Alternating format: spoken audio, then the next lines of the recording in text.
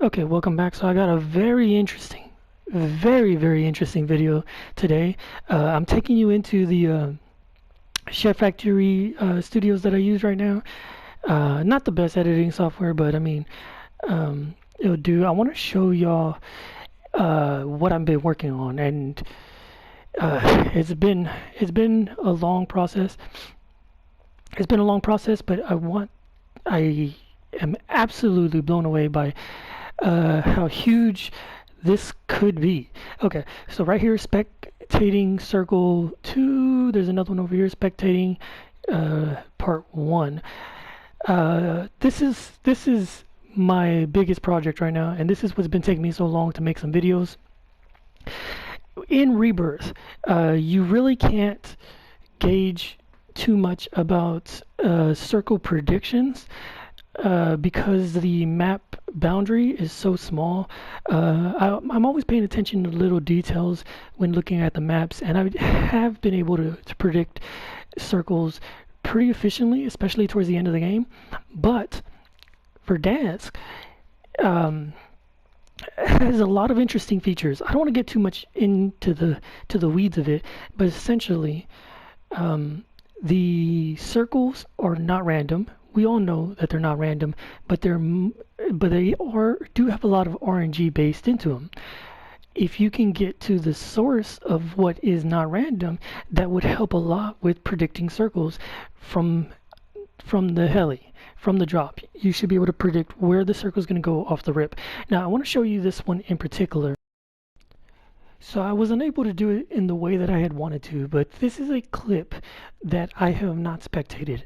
It's one that I recorded and I haven't watched yet, but this shows you the principles that I'm trying to apply.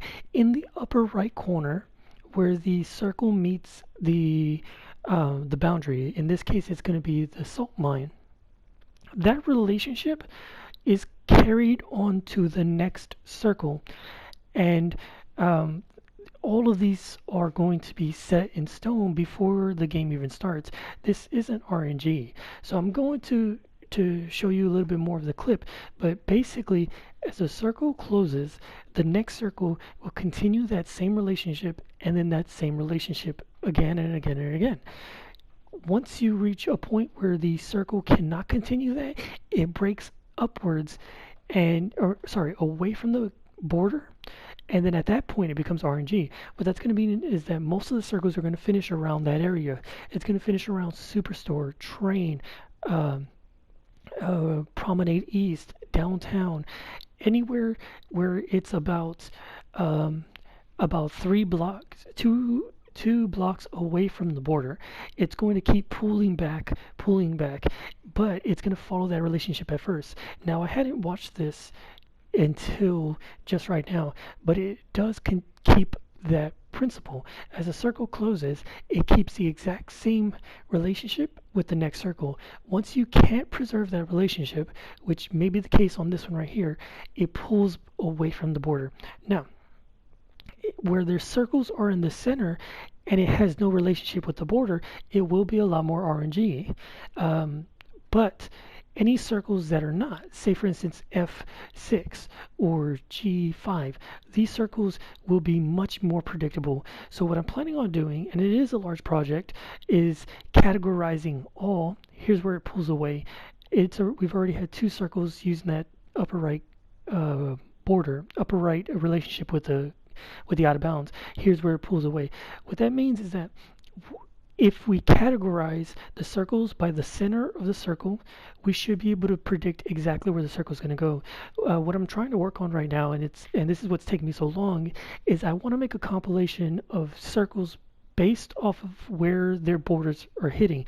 So, for instance, this one may be a F6 circle.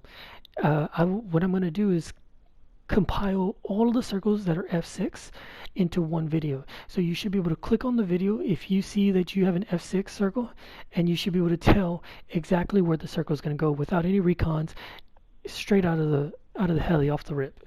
Hope you enjoyed the video. It's very, very interesting video. Thank you for watching.